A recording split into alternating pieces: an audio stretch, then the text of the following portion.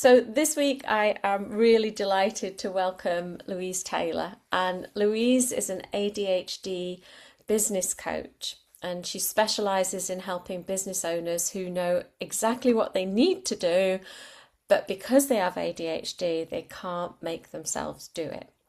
And she comes from a sales and marketing background originally, but now she's blended that with her ADHD informed mindset coaching to help clients build fun and sustainable businesses. I love the fun bit. Welcome, Louise. It's lovely to see you again. Oh, hello. Thank you so much for having me. Oh, it's great to see you. I haven't seen you for ages, so I it's lovely know, to have a right? Where chat. has all that time gone, eh? Um, so, for people who don't know you, then can you tell us a little bit about yourself and how you came to specialize in ADHD? Okay, so it's always hard to know, like, how far back do I go? Because if I was going to go all the way back to, my first kind of entry into like the business world, we could go all the way back to the 80s when my mum was an Avon lady and she had all the makeup and all the sort of sample boxes, and she didn't do anything with it, but I sold it to all of my friends. So I've always been, and I didn't sell it for money, I just because it was fun. So I've always been that kind of person who's always interested in sort of talking to people and products and selling things, and just I think it's just comes from being a naturally outgoing person. So obviously I went through my career, didn't do great at school, obviously. And when I left school, the only real option available to me was to get a job in sales. Um, and then cut to having children, and I decided to set up my own business. And I actually worked as a children's yoga teacher, which I loved. I did that for about 10 years. And again, I could lean into all those sales skills that I learned as a salesperson. But then as I started to get to my early 40s, and perimenopause started kicking in, everything started to feel a lot harder. I came to you when I was in a really hard part of my life. I had quite young children.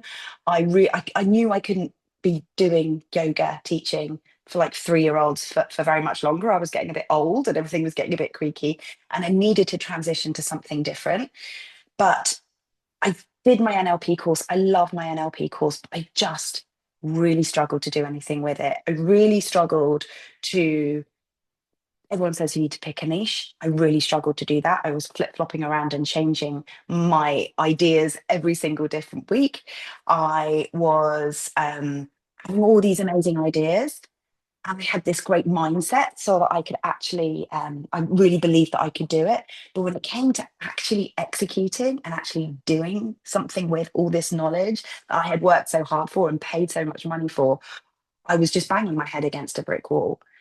And at the same time, I had a young daughter who was having a really, really, really hard time at school. Um, Lots of big emotional explosions, really, really struggling with friendship groups, all of those kind of things. And long story short, somebody suggested that she might have ADHD.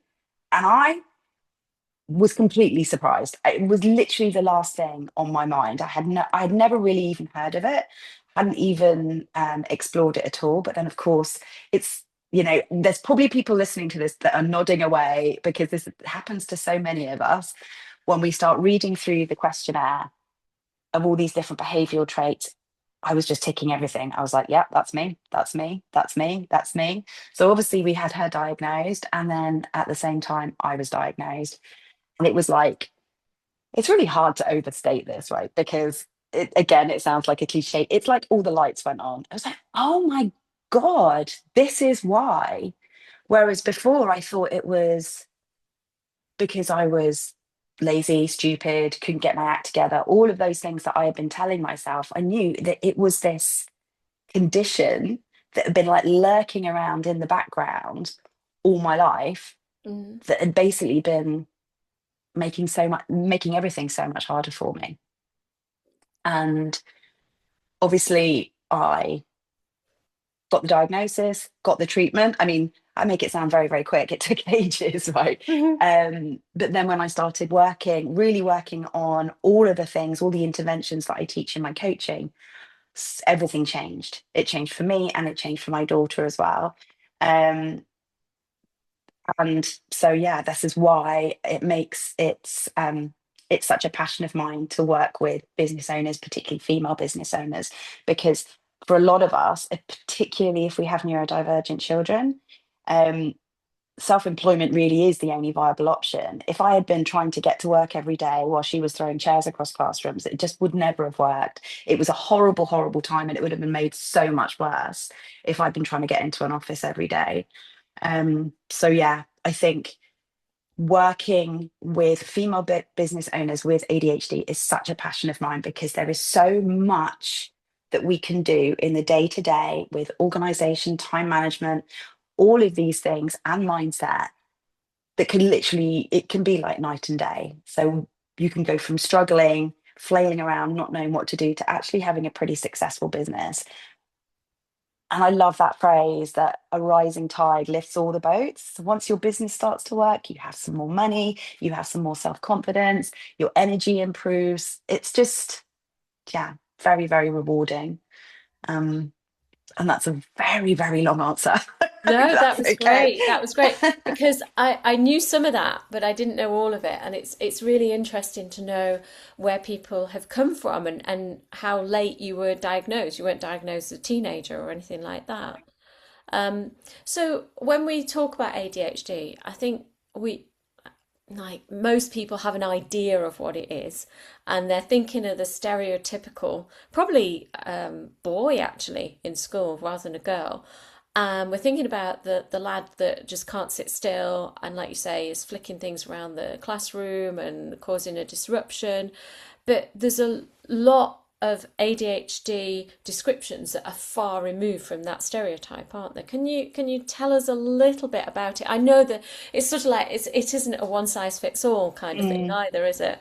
mm. Yeah. So you have traditionally you have three different types of ADHD. You have your hyperactive ADHD, which is your like naughty little boy. We call it this sit down and shut up syndrome, right? The sort of the difficult child. You also have the inattentive ADHD, which is commonly seen in girls, not always. You can have hyperactive girls. I'm a hyperactive girl, and you can have inattentive boys as well. But Mm, commonly, it is seen in girls. And that inattentive ADHD looks like, the easiest way to describe it is like they're underwater. They're kind of far away from everybody.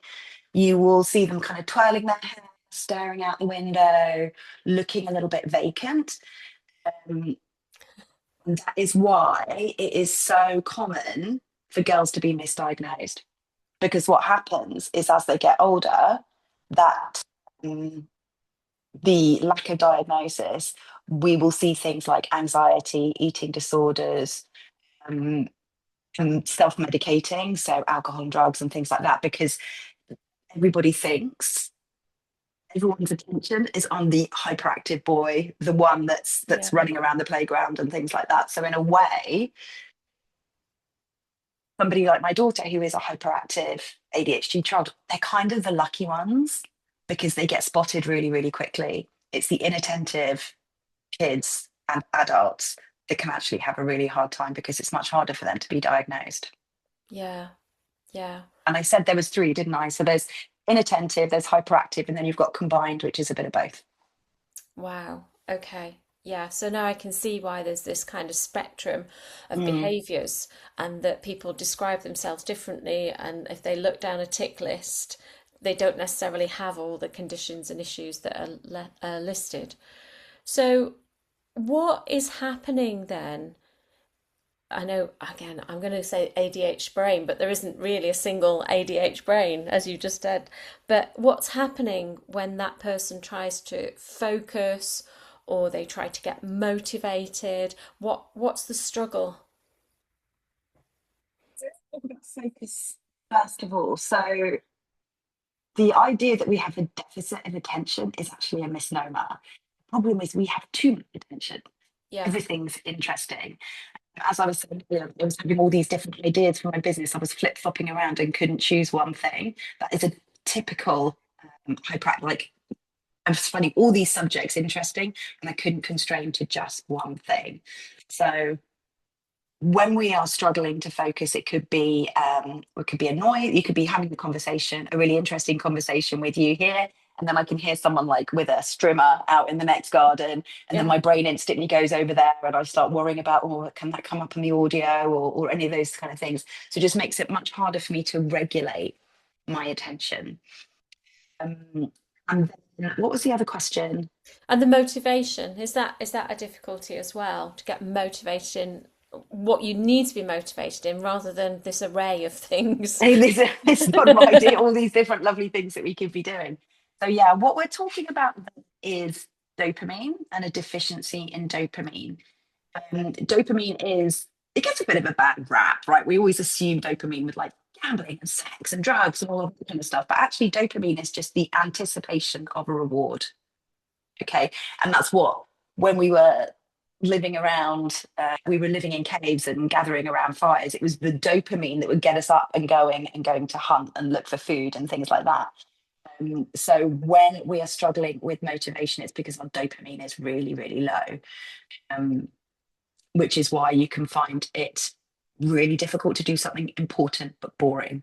So we're getting to the time of year when everyone's going to be doing their tax returns, and they might be looking at their tax returns thinking, why, what is wrong with me? Why can I not do this? Even though they know they're going to get a fine, even though they're making it hard for themselves, it's because there is zero dopamine in that particular task, which is why you might find you go online and buy shoes or something like that when you're Yeah. supposed to be when you're supposed to be doing something really, really important. And that is the issue with motivation. Okay, so what about emotional regulation? Is that a difficulty as well? Things like anxiety or performance anxiety or those kind of things when people are under pressure. Is that difficult to regulate? Are people a bit up and down with that, generally speaking? Yeah, that's a really good question because funnily enough, the emotional regulation piece actually isn't in the diagnostic criteria, Okay. because it's you can't measure it, Yeah. right? What might be an overreaction to you, I might see it and think that's perfectly reasonable reaction.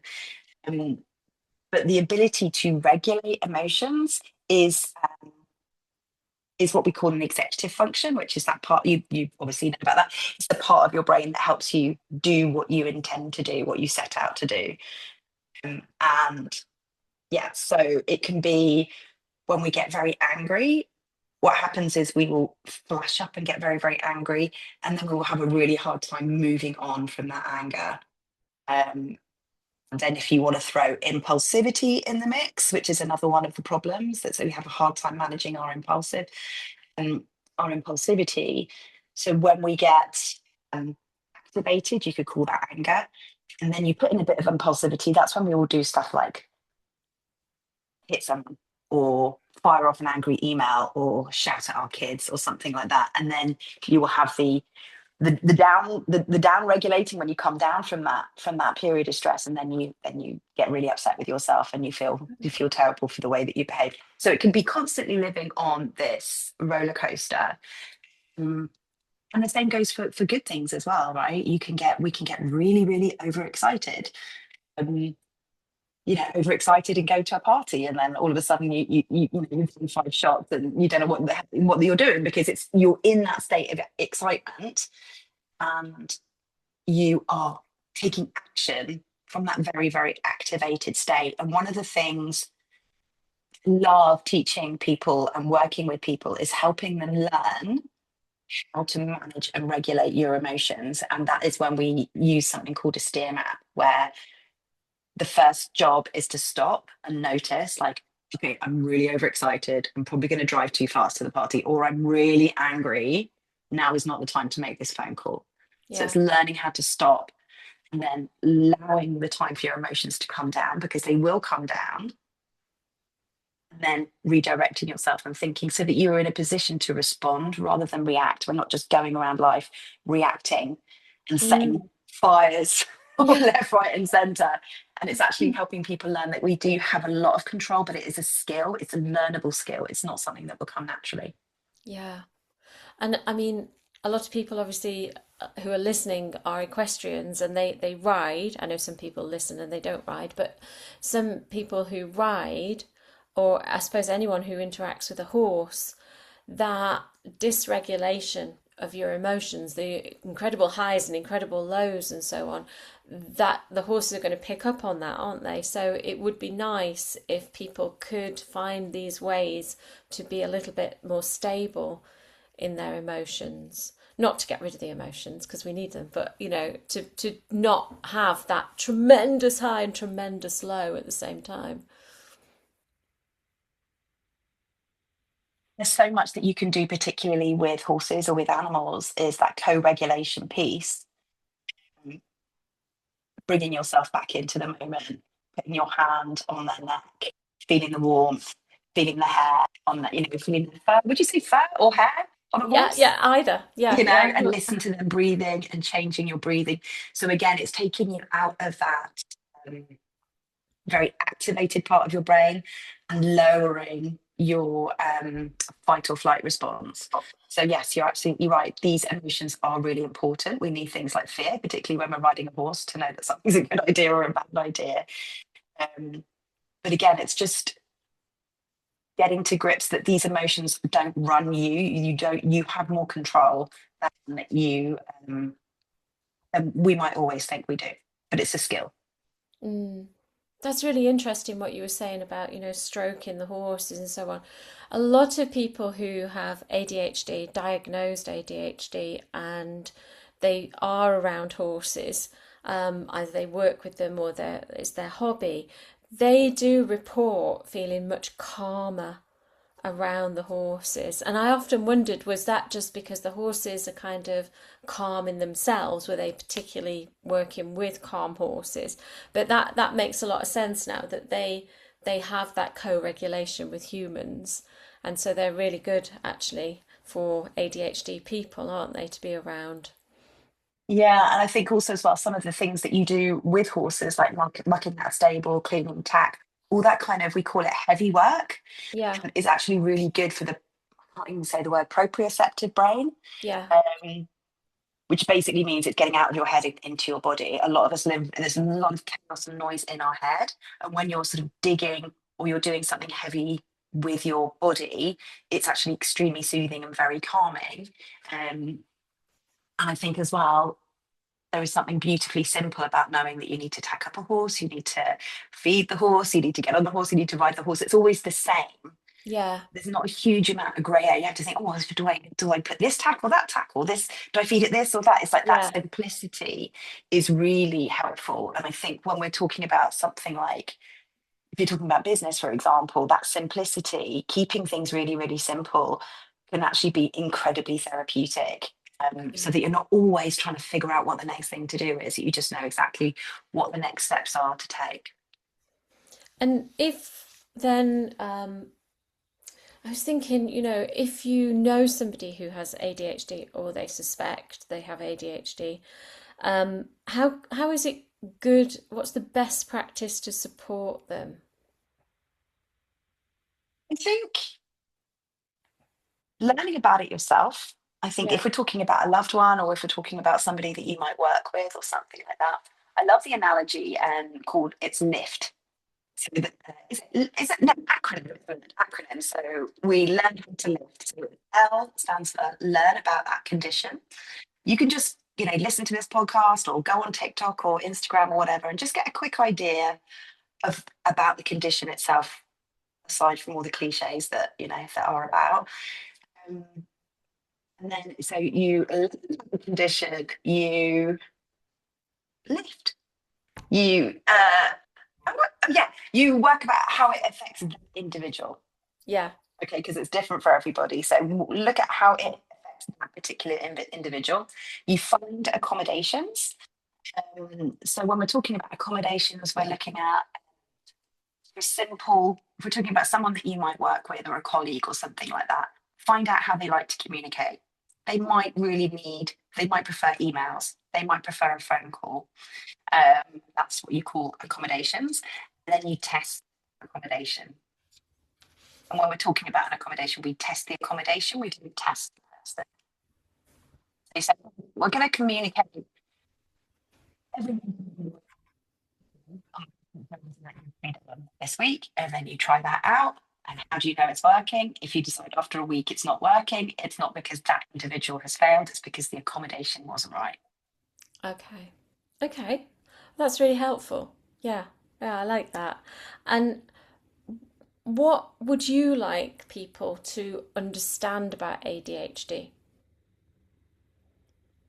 I think that no, if you have somebody in your life who has ADHD, trust me, no one is more frustrated about it than they are. Oh The God. things that are annoying you, trust me, they are feeling it 10 times more than you are. Whoops, got my headphone. So finding that empathy with that individual and know that they really are trying their best. Um, because it goes a really long way. It goes a really, really long way. Having someone who is happy to give you the benefit of the doubt, who will help you talk things through, and who can see that you are really trying is it's yeah, it can't be overstated. It's brilliant. Mm. How important do you think, mindset is when it comes to working with ADHD people? I know you work with the business coaching side of things. So, how important is it for you that you bring mindset in to help the ADHD people? I think it's really important because a first part of any kind of change and growth is believing that it's possible. And I think particularly the work that I did with you with the NLP was so helpful in knowing that we can change, and that this year can be better than last year, and this week can be better than last week, and we're all work in progress no matter how old we are. Yeah, um but I would say that it is really important to know that mindset alone, particularly with ADHD, is if you only try and do mindset, you might find it difficult to keep going, because strategies are really important. If I think, as I was explaining earlier, when I sort of set up my business, I had all the mindset, but none of the strategy. And I yeah, just felt like I was just banging my head against a brick wall all the time. So if you can bring both in together, in yeah, terms of you've got your mindset and you've got your time management and your emotional regulation techniques and all of those things, then, forget about it. You'll be unstoppable. yeah. Absolutely. So, being unstoppable, what strengths do ADHD people have, do you think? Oh, what have you got? I think um, you only need to look back in history or look around the people that we have in our society today. Richard Branson, Stephen Bartley, some people, I mean, I don't know how you'd prove this, but some people say Einstein had ADHD. There is so much evidence in history that people with neurodivergent brains are extremely capable, and there is, we have depth of creativity and knowledge and the ability to notice patterns. Yeah, Particularly people with ADHD make brilliant first responders, and probably again this probably really works well in the equestrian environment, because we are very good at reacting to situations, particularly an emergency, because weirdly, it's kind of weirdly soothing when it's like all systems go, we've got a problem. You want somebody with ADHD in that room, because they will be able to cut straight through the noise and be able to actually solve the problem. When everyone else is running away from the danger, ADHDers are running towards it. Um, so yeah, because none of this has anything to do with intelligence. People can, neurodivergent people can be, not all of us, we're not all geniuses, but you know what I mean, it has nothing to do with it. You could be the smartest person in the room who can never find your keys and can't remember where you could park your car, right? It has nothing to do with that. So there are lots and lots of strengths, but sometimes it can be difficult to unearth them because it's behind this like wall of fog. yeah, um, yeah, which you'll find a lot of people will say things like, I know I'm capable of more, but I just can't do it. yeah. I can't understand why I can't get it together. It's like that kind of thing. It's Yeah. difficult. And it's like you were saying, they know what to do. They don't need to be coached into what to do or what would be best to be done. But that this, like you say, this block, this fog that's in front of them that just stops them from doing it, which must be incredibly frustrating. Just, Yeah, and I think particularly when we're talking about trying to do anything on your own, a lot of us are verbal processors.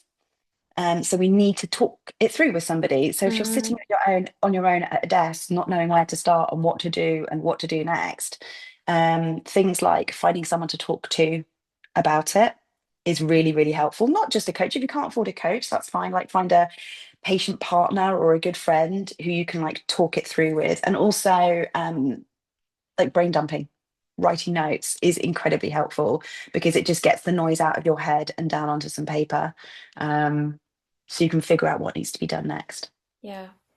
What do you suggest somebody does if they suspect that they have ADHD? So they think that they've got all these different symptoms. Um, what's the process for diagnosis? Because it's quite long-winded, isn't it? Yes. Yes, I would definitely say get on the diagnosis pathway. It's different for different areas. So just because you read in the papers that it's 7 years, it doesn't necessarily mean that that's going to be the case in your area. So number one, talk to your GP. Again, that could be something that maybe you might want somebody to hold you accountable to that because it's so easy just to be like, oh, I'll do it later, I'll do it later. Um, so I would say that's definitely a really good place to start. But also, there are lots and lots of lifestyle things that we can do that will really, really improve your ADHD. For example, exercise, physical movement is proven to be as effective as medication. Oh, Yeah, for calming your brain, and it obviously increases endorphins, it helps regulate dopamine, it's all of those stuff. Having said that, if you are somebody who is struggling to get off the sofa, it's kind of unfair to expect them to get up and go for a run around the block. Do you know what I mean? But if you can yeah, just put your shoes on and go for a walk, that will help in a, that will do something. So try not to do nothing, whatever you can do. Um, Alcohol is like kryptonite. So cut down your alcohol if possible, completely reduce it. Um, Keep your life as simple as possible. And that is mental clutter. So all the things that you need to do, like if you're walking your neighbor's dog, stop doing that. If you are adding loads and loads of stuff into your life that doesn't necessarily need to be there, cut as much of that stuff out as you can. And then also physical clutter as well. You know, one Mm, handbag, one wallet, like yeah, things like that will be, you'll find some people will be listening to think, oh, I remember I decluttered my wardrobe and it felt amazing. yeah, And that's because it's so soothing for your brain. So all these little interventions you can do, which are hugely helpful. Um, and also, be really kind to yourself, like lean into it because it's not a character flaw. It's a way of being. mm, And there is lots and lots you can do without a diagnosis to be yeah, able to feel better incrementally day by day. Um, because really and truly diagnosis is it's just a piece of paper from the doctor, right? It doesn't really change anything when you can actually lean into it and learn what works for you and find someone who you can talk to about it. Um, it goes a really, really long way. yeah, yeah. That's self-compassion as well. Like you're saying, that's so incredibly important, isn't it? That people don't beat themselves up because they're not doing the same as somebody else in their household or some co-worker, or they're not thinking the same, and they're getting frustrated, and just being aware that even if you're not diagnosed, like you say, you could possibly have ADHD, and this is where your brain just functions differently. 100%. And it's also worth saying that there is support that you can access without a diagnosis. For example, access to work, which is the government funded support that we can get, which will help pay for equipment. It will also help pay for coaching. Yeah, And you do not have to have a formal diagnosis for that. All you need to be able to do is demonstrate that you are struggling with ADHD symptoms. Um, so there is a huge amount that you can do. while we're waiting. So again, when we're talking about mindset, focus on what you can do because there's tons. It's very easy to focus on the thing that's hard, the Yeah, like the diagnosis. Oh, I've got to wait for ages, so I might as well just sit around and not yeah, change. There is loads you can do in the meantime. yeah. And of course, people can look you up as well. So, Um, where can people find you on the internet and on socials? How can they contact you?